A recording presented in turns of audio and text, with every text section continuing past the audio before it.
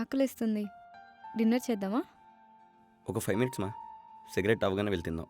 ఇవాళ నేనే నీకు తినిపిస్తా. హ్మ్.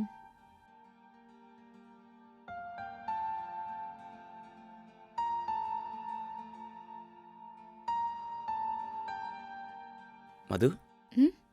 నీకు గుర్తుందా ఫస్ట్ టైం నేను చూసినప్పుడు